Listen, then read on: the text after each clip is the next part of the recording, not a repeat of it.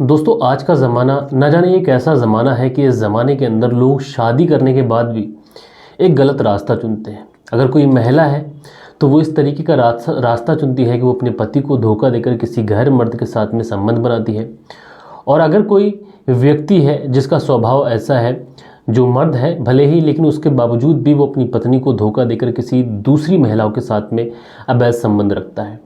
और दोस्तों आजकल आप लोग देखते हैं बहुत सारी कहानियाँ, बहुत सारे आर्टिकल्स आप लोगों को मिल जाते हैं, बहुत सारी न्यूज़ आप लोगों को मिल जाती हैं, जहाँ पे ये पता चलता है कि जितने भी क्राइम हो रहे हैं उसमें ऑलमोस्ट 60 से 70% के आसपास जो चीज़ें रहती हैं वो रहते हैं अवैध संबंध। और दोस्तों आज की घटना के अंदर भी कुछ ऐसा ही हुआ। एक महिला किसी रिश्तेदार के यहाँ एक शादी में जाती है और शादी में जाने के बाद में वहीं पर मेहमान के साथ में शारीरिक संबंध बना लेती है। और उसके बाद में दोस्तों जो पूरी घटना घटती है, यकीन मानिए दोस्तों आप लोग भी सुनेंगे तो सुन के दंग रह जाएंगे। रात के 10 बज चुके हैं और मैं हूँ आप सभी का अपना शावेज़ मलिक, हाजिर हूँ आप लोग के सामने एक और सच्ची कहानी को लेके, एक और सच्ची घटना को लेके। और दोस्तों कल के दिन बहुत सारे लोगों ने कमेंट्स किए हैं, तो उनके जो भी कमेंट्स हैं उन सारे कमेंट्स के जवाब मैं आप लोग के साथ में शेयर करूंगा, लेकिन वीडियो के अंत में। तो आप लोग वीडियो में अंत तक बने रहें। और जो भी आप लोग कमेंट्स करना चाहें, हमारी वीडियो कहाँ से देखते हैं, किसी का बर्थडे है या फिर किसी की सालगिरह है या फिर किसी को डेडिकेट करना चाहते हैं, तो आप लोग कॉमेंट्स कर दीजिए। और आपके जो कॉमेंट्स होंगे वो कल के दिन मैं अपने व्यूवर्स के साथ में शेयर करूंगा।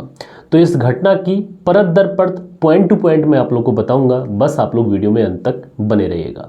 तो दोस्तों आज की जो घटना मैं आप लोग को सुनाने जा रहा हूँ, आज की जो कहानी मैं आप लोग को सुनाने जा रहा हूँ, ये कहानी है हरियाणा प्रदेश से। और हरियाणा में एक ज़िला पड़ता है अम्बाला। और दोस्तों अम्बाला ज़िले के अंतर्गत एक थाना आता है जिसको बोलते हैं नारायणगढ़। और दोस्तों यहीं पर एक गाँव पड़ता है गढ़होली। अब दोस्तों गढ़होली गांव के अंदर ही एक परिवार रहता है। इस परिवार के अंदर जो व्यक्ति है इसका नाम है हरजिंदर सिंह, जिसकी उम्र 35 साल। इसकी पत्नी है जिसका नाम है कमलप्रीत कौर। इसका एक बेटा भी है जिसका नाम राहुल है। राहुल जिसकी उम्र 11 साल और ये कक्षा 5 का छात्र है। दरअसल मैं बात कर रहा हूँ 19 मार्च 2018 की सुबह सुबह का ये वक्त था। और उस समय जो हरजिंदर की पत्नी है कमलप्रीत कौर, ये अपने पति से कहती है कि दरअसल वो अपने मायके जा रही है। दरअसल राहुल के जो नाना हैं उनकी तबीयत काफ़ी ख़राब है तो उन्हें देख आऊँगी। तो जो हरजिंदर सिंह है ये अपनी पत्नी से कहता है कि ठीक है चले जाइए, और उसके बाद में वहाँ पे जाने के बाद में मुझे कॉल करिए। अगर जो राहुल के नाना की तबीयत है अगर ज़्यादा ख़राब होती है तो मैं भी उन्हें देखने के लिए वहाँ पर आ जाऊँगा। दोस्तों हरजिंदर सिंह का जो बेटा राहुल है जिसकी उम्र 11 साल, ये कक्षा 5 का छात्र है, ये अक्सर अपने पिताजी हरजिंदर सिंह से कहता था कि दरअसल जब मेरे एग्ज़ाम ख़त्म हो जाए उसके बाद मुझे कहीं घुमाने लेके चलना। और हरजिंदर सिंह ने भी अपने बेटे राहुल से ये वादा किया था कि जैसे ही तुम्हारे एग्ज़ाम ख़त्म होंगे मैं तुम्हें घुमाने के लिए मनाली लेके चलूँगा। और दोस्तों जैसे ही राहुल के एग्ज़ाम ख़त्म होते हैं, दरअसल इससे अपनी माँ के साथ में अपने नाना के यहाँ जाना पड़ जाता है। अब दोस्तों कमलप्रीत 19 मार्च 2018 को अपने बेटे राहुल को लेके अपने मायके के लिए निकलती है। कमलप्रीत जो कि पंजाब के पटियाला में बिल्लौर गांव की रहने वाली है। अब कमलप्रीत सुबह सुबह अपने घर से निकलती है और जैसे ही शाम होती है हरजिंदर सिंह अपनी पत्नी को कॉल लगाता है। और हरजिंदर सिंह जब अपनी पत्नी को कॉल लगाता है तो उससे पूछता है कि दरअसल तुम पहुँच गई ठीक से या फिर नहीं। तो जो कमलप्रीत कौर होती है वो हरजिंदर सिंह से कहती है, अपने पति से कहती है कि मैं अभी मायके नहीं पहुंची हूँ, दरअसल मैं शहजादपुर में हूँ और जल्द ही मैं मायके पहुंच जाऊंगी। तो जो हरजिंदर सिंह है ये पूछता है कि पूरा दिन गुजर चुका है और अभी तक तुम अपने गांव नहीं पहुंची हो और शहजादपुर में तुम क्या कर रही हो, वहाँ तुम्हारा क्या काम है। तो जो कमलप्रीत कौर होती है ये कहती है कि दरअसल मुझे यहाँ पे कुछ काम था और उस काम को निपटा के जल्दी से मैं घर पहुँच रही हूँ, उसके बाद में जाके तुम्हें कॉल करूँगी। हरजिंदर सिंह अपनी पत्नी से कुछ और पूछ पाता इससे पहले ही कमलप्रीत कौर जो होती है वो फ़ोन काट देती है। अब जैसे ही वो फ़ोन कट कर देती है तो हरजिंदर सिंह जो होता है ये हड़बड़ा जाता है और तुरंत ये वापस से कॉल बैक करता है। जब कॉल बैक करता है तो नंबर जो है स्विच ऑफ बताता है। अब हरजिंदर सिंह बार बार कॉल करता है और बार बार जो नंबर है वो स्विच ऑफ ही बताता है। उसके बाद में हरजिंदर सिंह जो होता है वो तुरंत अपनी ससुराल में फ़ोन करता है और ससुराल में फ़ोन करने के बाद में पूछता है कि दरअसल कमलप्रीत कौर क्या पहुंच गई है या फिर नहीं पहुंची है। दरअसल जो मेरे ससुर हैं उनकी तबीयत ख़राब चल रही है, ऐसा कहकर कमलप्रीत कौर जो है वो घर से निकली है। तो उधर से उसकी ससुराल की तरफ से ये जवाब आता है कि यहाँ पर किसी की भी तबीयत ख़राब नहीं है, सब कुशल मंगल है, सब ठीक है, किसी की भी तबीयत खराब नहीं है और कमलप्रीत कौर आज यहाँ आ रही थी, इसके बारे में भी हमें नहीं पता है। अब जब हरजिंदर सिंह ये बात सुनता है तो वो एकदम से परेशान हो जाता है, उसके पांव तले से ज़मीन खिसक जाती है। अब वो समझने लगता है कि कुछ ना कुछ तो कमलप्रीत कौर के साथ में गलत हुआ है। अब दोस्तों हरजिंदर सिंह इधर बहुत ज़्यादा परेशान था, इसलिए ये अपनी बाइक उठाता है और बाइक उठाने के बाद में ये सीधा पहुँचता है शहजादपुर और वहाँ पे जाने के बाद में चप्पे चप्पे पर ये अपनी पत्नी और बेटे राहुल को ढूंढता है, लेकिन कहीं से भी राहुल का और उसकी पत्नी का उसे कोई भी सुराग नहीं मिलता है, कोई भी पता नहीं मिलता है। इसलिए अब ये अपनी ससुराल पहुंच जाता है। ससुराल में पहुंचने के बाद में जो ससुराल वाले होते हैं वो भी काफ़ी ज़्यादा परेशान होते हैं, काफ़ी ज़्यादा हैरान होते हैं। इसलिए हरजिंदर सिंह के साथ में ये अपनी बेटी और अपने नवासे को हर जगह ढूंढते हैं। जब हर जगह उन्हें ढूंढा जाता है उसके बाद में दोस्तों फिर भी कोई सबूत नहीं मिलता है कि आखिर ये लोग कहाँ हैं। सब लोगों से भी पूछा जाता है लेकिन कहीं से भी कोई पता नहीं लगता है और उसके बाद में दोस्तों पूरा दिन और पूरी रात गुजर जाती है। लेकिन जो हरजिंदर सिंह की पत्नी थी कमलप्रीत सिंह और उसका बेटा जो राहुल था जिसकी उम्र 11 साल, इन दोनों का अभी तक कोई पता नहीं था। अब दोस्तों पूरा दिन गुजर चुका था, पूरी रात गुजर चुकी थी। हरजिंदर सिंह थका हारा परेशान अब सीधा शहजादपुर के थाने में जाता है और वहाँ पे जाने के बाद में पुलिस के सामने जो पूरी बात थी वो बताकर उनकी गुमशुदगी की रिपोर्ट लिखाता है। अब दोस्तों पुलिस भी हरजिंदर सिंह की पत्नी जिसका नाम कमलप्रीत सिंह और बेटे राहुल की गुमशुदगी की रिपोर्ट लिखती है और उसके बाद में पुलिस भी हर जगह तलाश करती है, लेकिन पुलिस को भी कहीं से उन दोनों का कोई भी पता नहीं लगता है। और दोस्तों देखते ही देखते लगभग 5 से 6 दिन का समय गुजर जाता है, लेकिन पुलिस के हाथ अभी तक खाली थे और पुलिस को ये पता ही नहीं लग पाया था अब तक कि आखिर हरजिंदर सिंह की जो पत्नी है कमलप्रीत सिंह वो कहाँ गई, बेटा राहुल कहाँ है। किधरी से भी पुलिस को कोई सुराग नहीं मिल रहा था और पुलिस जी तोड़ मेहनत कर रही थी। अब दोस्तों पुलिस अपनी तलाश कर रही थी, इधर 6 दिन का समय गुजर जाता है। अब जैसे ही 6 दिन का समय गुजरता है तो दोस्तों 26 मार्च 2018 को एक अधेड़ उम्र का व्यक्ति पुलिस स्टेशन में आता है। ये व्यक्ति लगभग 45 साल का था और इस व्यक्ति का नाम था ओम प्रकाश, जो कि यमुनानगर का रहने वाला है। दरअसल ये व्यक्ति पुलिस के सामने आता है और पुलिस के सामने आने के बाद में ये कहता है कि साहब मुझे तुमसे बहुत ज़रूरी बात करनी है। तो पुलिस वाले जब उस व्यक्ति को हैरान परेशान देखते हैं तो सबसे पहले उसे बिठाते हैं और उससे पूछते हैं कि बताओ क्या बात है, क्या काम है। तो ये जो व्यक्ति है ये पुलिस को जो कहानी सुनाता है, पुलिस भी ये कहानी सुनने के बाद में कहीं ना कहीं उसके पांव तले से ज़मीन खिसक जाती है। ये व्यक्ति बताता है कि साहब मेरा एक भांजा है जिसका नाम अमित है, उम्र लगभग 21 साल। उसका किसी महिला के साथ में झगड़ा हो गया और मेरे भांजे ने उस महिला की हत्या कर दी। हत्या करने के बाद में उसके शव को ठिकाने भी लगा दिया और मुझे सब कुछ सच सच बताया है, इसलिए मैं यहाँ पे आया हूँ। तो पुलिस जो है जब ये बातें सुनती है तो कहीं ना कहीं पुलिस हैरान हो जाती है और पुलिस जब हैरान हो जाती है तो इस व्यक्ति से एक सवाल करती है कि तुम्हारे भांजे ने हत्या की है और तुम्हें सब सच सच बताया है, तो तुम यहाँ क्यों आए हो, तुम्हारा भांजा क्यों नहीं आया। तो उसके बाद में ये व्यक्ति कहता है कि साहब पहले मैं इसलिए आया हूँ ताकि मैं तुम्हें बता सकूँ कि मेरे भांजे ने सब कुछ सच सच बता दिया है, उसने अपना इकबाल जुर्म कर लिया है, तुम उसके साथ में कोई ऐसी ज़्यादती मत करना, उसके साथ में मार पिटाई मत करना। तो पुलिस जो है वो कहती है कि तुम अपने भांजे को बुलाओ। तो ये जो व्यक्ति है ये कहता है कि दरअसल साहब जो मेरा भांजा है वो गेट के बाहर ही खड़ा है। तो पुलिस उससे कहती है कि जाओ उसे अंदर लेके आओ। और जैसे ही ये व्यक्ति अंदर जाता है ये अपने भांजे से कहता है कि पुलिस तुम्हें बुला रही है। अब ये जो भांजा है जैसे ही ये पुलिस स्टेशन के अंदर आता है दरअसल ये थर थर काँपने लगता है। दरअसल उसी समय पुलिस किसी और अपराधी को पकड़ के लाई थी और उसकी मार पिटाई हो रही थी। अब जब उसकी मार पिटाई हो रही थी तो वो अपराधी चीख रहा था और ये जो भांजा है ये थर थर काँपने लगता है उसकी पिटाई देखकर। अब जब उसकी पिटाई हो रही थी तो ये भांजा अपने मामा से कहता है कि मामा तुमने पुलिस वालों से बात तो कर ली है, दरअसल मैं पिटना नहीं चाहता।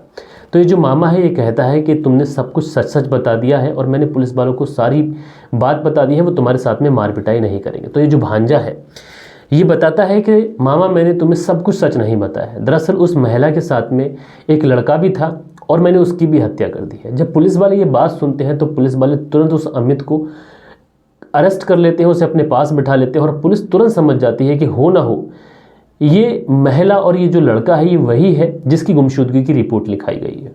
अब दोस्तों उसके बाद में पुलिस जो है वो अमित से इस कत्ल के पीछे की वजह पूछती है। तो अमित जो कहानी बताता है दोस्तों, तो उसे सुनने के बाद में जो अमित के मामा होते हैं उन्हें भी कहीं ना कहीं अपने कानों पर यकीन नहीं होता है। दरअसल अमित जो कहानी सुनाता है वो कहानी कुछ इस प्रकार थी। अमित पुलिस को बताता है कि दरअसल ये कहानी की शुरुआत होती है 1 साल पहले से और उस समय जो कमलप्रीत सिंह है वो अपनी किसी रिश्तेदार की शादी में नारायणगढ़ गई थी। अब नारायणगढ़ में जब वो कमलप्रीत सिंह पहुंचती है तो उस शादी में काफ़ी ज़्यादा डांस हो रहा था और उसी शादी में अमित भी पहुंचा हुआ था। तो कमलप्रीत कौर जो होती है वो उस शादी में काफ़ी ज़्यादा डांस करती है और अमित भी उस शादी में डांस कर रहा होता है। ये दोनों काफ़ी ज़्यादा साथ में डांस करते हैं और उसके बाद में जब कमलप्रीत कौर थक हार कर बैठ जाती है तो अमित जो है वो भी डांस करते करते थक जाता है और वो भी कमलप्रीत कौर के बराबर में जाके बैठ जाता है। अब जब ये दोनों डांस करने के बाद में एक दूसरे के बराबर में बैठ जाते हैं तो दोनों एक दूसरे से बातचीत करना शुरू करते हैं। कमलप्रीत कौर कहती है कि दरअसल जो तुम डांस करते हो वो बहुत ज़्यादा अच्छा है, क्या तुम मुझे इस तरीके का डांस सिखा दोगे? तो हंसते हुए मजाक में अमित कहता है कि क्यों नहीं।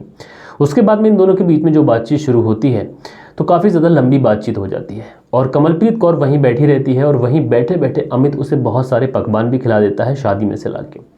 अब उसके बाद में जब काफ़ी ज़्यादा रात हो जाती है, शादी वाला घर होता है, बहुत सारे मेहमान होते हैं, गेस्ट होते हैं, तो सोने की जगह आमतौर पर हमारे भारत के अंदर नहीं मिल पाती है क्योंकि भारत के अंदर शादी में लोग 1-2 दिन पहले ही पहुंच जाते हैं। अब दोस्तों जब शादी में इतनी भीड़ भाड़ होती है तो कमलप्रीत कौर कहती है कि उसे नींद आ रही है, बहुत थक गई है, लेकिन सोने के लिए जगह नहीं मिल रही है। तो अमित कहता है कि दरअसल वो रहने वाला है शहजादपुर का, लेकिन यहीं पर एक कमरा लेके रहता है, पढ़ाई करता है। तो कमलप्रीत कौर कहती है अच्छा तुम यहीं पे कमरा लेके रहते हो? तो अमित कहता है कि अगर तुम्हें ऐतराज़ ना हो तो तुम मेरे कमरे पर जाकर सो सकती हो। उसके बाद में कमलप्रीत कौर जो होती है वो अमित के साथ उसके कमरे पे चली जाती है। उसके कमरे पे जाने के बाद में अमित जो है उसकी जो खटिया होती है उसको एक तरीके से बिछा देता है, बिस्तर लगा देता है। कमलप्रीत कौर जो होती है वो उस बिस्तर पे सो जाती है। अब अमित जो होता है वो वहीं पर नीचे दरी लगाकर सोने लग जाता है, लेकिन थोड़ी ही देर के बाद में इन दोनों की आंख खुल जाती है। अब जैसे ही इन दोनों की आंख खुलती है तो ये दोनों एक दूसरे में समा जाते हैं। अमित जो कि कमलप्रीत कौर से 8 से 10 साल छोटा था, ये दोनों वहीं पर अमित के ही घर में एक दूसरे के साथ में शारीरिक संबंध बनाते हैं। अब दोस्तों जब इनके बीच में एक बार संबंध बनते हैं, चूँकि कमलप्रीत कौर जो थी वो लगभग अमित से 8 से 10 साल बड़ी थी, तो कमलप्रीत कौर को काफ़ी ज़्यादा अच्छा लगता है।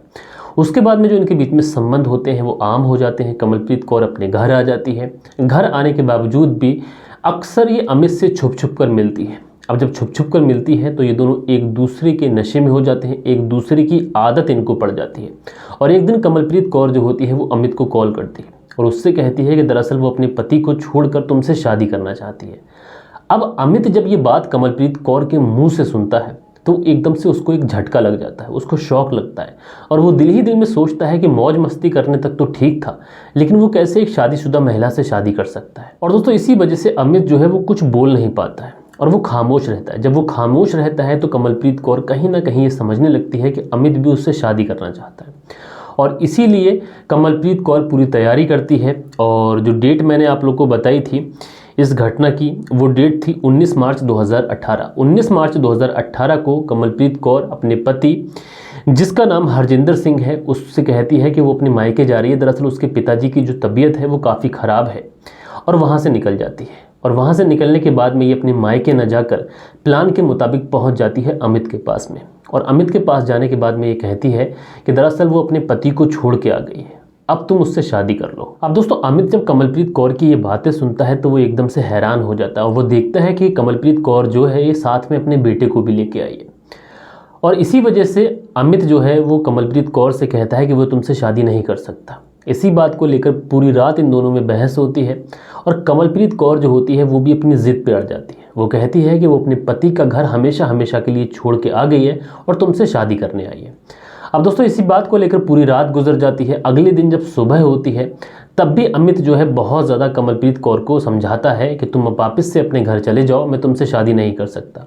और इसी बात को लेकर इन दोनों में इतनी ज़्यादा बहस हो जाती है, इतनी ज़्यादा तकरार हो जाती है कि बात झगड़े तक पहुंच जाती है। अब दोस्तों जब इनके बीच में झगड़ा तकरार शुरू होता है तो अमित जो है वो इस कदर गुस्से में आ जाता है कि वो अपने रूम से एक चाकू लाता है और चाकू लाने के बाद में ताबड़तोड़ कई बार जो है कमलप्रीत कौर के ऊपर वार कर देता है, जिसकी वजह से जो कमलप्रीत कौर होती है मौके पे ही उसकी डेथ हो जाती है। अब दोस्तों ये जो नज़ारा था ये उसका 11 साल का बेटा राहुल देख रहा था। तो कहीं ना कहीं अमित सोचता है कि राहुल अगर यहाँ से वापस चला गया तो ये जो पूरी कहानी है, पूरी सच्चाई है, सब लोगों को बता देगा और वो पकड़ा जाएगा। इसलिए अमित जो है वो राहुल की भी उसी हथियार से, उसी चाकू से हत्या कर देता है। उसके बाद में उनकी डेड बॉडी को एक चादर में लिपेट कर अपने घर में ही छुपा देता है और उसके बाद में ये पहुंच जाता है अमृतसर। और दोस्तों अमृतसर जाने के बाद में ये वहाँ पर मंदिर में बहुत ज़्यादा रोता भी है, अपनी गलतियों की माफ़ी भी मांगता है और उसके बाद में ये वापस आ जाता है। और वापस आने के बाद में वो जो डेड बॉडी थी, दोनों डेड बॉडी को रात के अंधेरे में ये बड़े गांव के पास में एक नदी पड़ती है, उस नदी के किनारे एक गड्ढा खोदकर उस गड्ढे में उन दोनों डेड बॉडी को दफना कर ऊपर से काफ़ी ज़्यादा मिट्टी डाल देता है। और दोस्तों गड्ढा खोद कर ये उन दोनों डेड बॉडी को तो वहाँ पे दफना देता है, लेकिन ये मन ही मन में बहुत ज़्यादा परेशान होता है। और मन ही मन में जी इतना ज़्यादा परेशान हो जाता है कि उसके बाद ये एक डिसीजन लेता है। ये पहुँच जाता है यमुनानगर और वहीं पर जाने के बाद में ये अपने मामा को सारी बात बताता है। मामा जो कि ओम प्रकाश, जिनकी उम्र लगभग 45 साल के आसपास, उनको सारी बात बताता है। ना कि सच्चाई बताता है बल्कि उनसे ये भी कहता है कि वो पुलिस को सरेंडर करना चाहता है। और उसके बाद में दोस्तों जब ये पूरी कहानी पुलिस को अमित बताता है तो पुलिस को भी कहीं ना कहीं बड़ी हैरानी होती है। उसके बाद में पुलिस उस अमित को लेकर उस मौके वाली जगह पर पहुंचती है जहां पे इसने डेड बॉडी को दफनाया था। और अमित की बताई हुई जगह से जब उस गड्ढे को खोदा जाता है तो दोनों डेड बॉडी को बरामद कर लिया जाता है। और दोस्तों उसके बाद में अमित की ही तहरीर पर अमित को गिरफ्तार किया जाता है। उसके बाद इसे जेल भेजा जाता है। बहरहाल दोस्तों उसके बाद में जब कमलप्रीत के पति और उसके मायके वालों को जब ये पूरी कहानी पता चलती है तो उन्हें अपने कानों पर विश्वास भी नहीं होता है। वो सोच भी नहीं पाते हैं कि कमलप्रीत कौर अपने प्यार में इस कदर अंधी हो चुकी थी, इस कदर आगे बढ़ चुकी थी कि उसके बाद में ये पूरी घटना हो गई। दोस्तों इस घटना को सुनाने का मतलब किसी का दिल दुखाना या फिर ठेस पहुंचाना नहीं है, बल्कि आप लोग को सतर्क करना है, सावधान करना है कि समाज के अंदर जो क्राइम हो रहे हैं उन क्राइम की जो वजह है वो ज़्यादातर अवैध संबंध है या फिर कोई और वजह। बहरहाल दोस्तों इंसान को क्राइम से दूर रहना चाहिए, क्योंकि क्राइम एक ऐसी चीज़ है जिसकी वजह से न तो कई व्यक्तियों की जान जाती है, बल्कि जो व्यक्ति क्राइम करता है वो आने वाली पूरी ज़िंदगी अपनी जेल के अंदर गुजारता है। और दोस्तों अब वक्त हुआ है आप लोग के कॉमेंट्स पढ़ने का। दोस्तों कल के दिन जिन लोगों ने कमेंट्स किए हैं, तो जो पहला कमेंट्स है हमारा ये है MD फैस, और ये कहते हैं कि सर मेरा नाम लो। तो सर MD फैस आपका बहुत बहुत धन्यवाद, आपने कमेंट्स किया। अगला जो कमेंट्स है ये है सुनील चौधरी, जो कि सेंट्रल जेल से बीकानेर से हमारी कहानी सुनते हैं। बहुत बहुत धन्यवाद, बहुत बहुत आभारी हूँ सर मैं आपका कि आप हमारी कहानी सुनते हैं। उसके बाद में जो अगला कमेंट्स है ये है अभिमन्यु पांडे, और ये कहते हैं कि आपकी कहानी बहुत अच्छी लगती है, आपकी कहानी सुनाने का जो तरीका है बहुत अच्छा है, मैं सूरत से हूँ। तो बहुत बहुत धन्यवाद आपका भाई, आप हमारी कहानी सुनते हैं, आप इतना प्यार देते हैं, बस अपना प्यार ऐसे ही बनाए रखिए। उसके बाद में एक ID है गर्ल नाम से, और ये कहते हैं कि नाइस स्टोरी है, क्लियर वॉइस है, बहुत अच्छा, गुड लक। उसके बाद में जो अगला कमेंट्स किया है ये क्या है दिव्या कुमारी ने, और ये कहती हैं कि वाह सर जी वाह, बहुत अच्छी कहानी है। तो दिव्या कुमारी जी आपका बहुत बहुत धन्यवाद, आपका बहुत बहुत आभारी हूँ कि आपने हमारी वीडियो पे कमेंट्स किया। उसके बाद में मुकेश बंसल लिखते हैं कि विक्की कालिया HP से, ठीक है, बहुत बहुत धन्यवाद विक्की कालिया जी। उसके बाद में जो अगला कमेंट्स किया है ये किया है यहाँ पे जो नाम है गुरचरण चिप, और ये कहते हैं कि राकेश के पास मौका था। अच्छा ये कहानी के बारे में बता रहे हैं। और अगला जो कमेंट्स है वो है विजेंद्र सिंह का, ये कहते हैं बहुत अच्छी कहानी है, अवैध संबंधों का यही हश्र होता है। जी सर बहुत अच्छा आपने कमेंट्स किया है और बहुत अच्छी सीख भी लोगों को मिलेगी इस तरीके के कमेंट्स से। और दोस्तों आप लोग जो प्यार दे रहे हैं उसका मैं बहुत दिल से शुक्रगुजार हूं। अगला जो कमेंट्स है ये है संजू राजपूत का, और संजू राजपूत कहते हैं कि सर मेरा नाम संजू राजपूत है और मैं उन्नाव से हूं, प्लीज़ मेरा नाम कल की कहानी में बोल देना। तो संजू राजपूत जी आपका बहुत बहुत शुक्रिया कि आपने कमेंट्स किया, आपने हमें इस लायक समझा कि हम आपका नाम अपनी वीडियो में लें, तो बहुत बहुत आभारी हूँ। उसके बाद में जो अगला कमेंट्स किया है एक किया है रंजू गोबिलिंग नाम से इनकी ID है, और ये कहते हैं कि आपकी वीडियो बहुत अच्छी होती है, मैं रंजू गुजरात से हूँ और मेरा नाम ले लेना आप। तो रंजू जी आपका बहुत बहुत धन्यवाद कि आपने हमारी वीडियो पे कमेंट्स किया, आपके कमेंट्स का मैं बहुत बहुत आभारी हूँ। उसके बाद दोस्तों जो अगला कमेंट्स किया है ये क्या है अजय राय ने। अजय राय कहते हैं कि निक्सन कंपनी मारबी गुजरात से ये वीडियो देखते हैं, तो बहुत बहुत धन्यवाद। और उसके बाद में जाहिद लिखते हैं कि सर आपकी जो मेहनत है इसके लिए आपको गॉड ब्लेस, और मैं काठमांडू से हूँ। और उसके बाद में जो अगला कमेंट्स किया है ये यो बॉय गेशा नाम से है, सही बात है आपको प्राइवेसी रखनी होती है। तो बहुत सारे कमेंट्स हैं, कुछ कमेंट्स रह भी गए होंगे, लेकिन आप लोगों ने कमेंट्स किए, बहुत अच्छा लगा। आप लोग का जो प्यार है हमारे ऊपर बन रहा है, और आगे से भी आप लोग ऐसे ही कमेंट्स करते रहिए। आपके जो भी कमेंट्स होंगे मैं कल के दिन आप लोगों के साथ में शेयर करूंगा।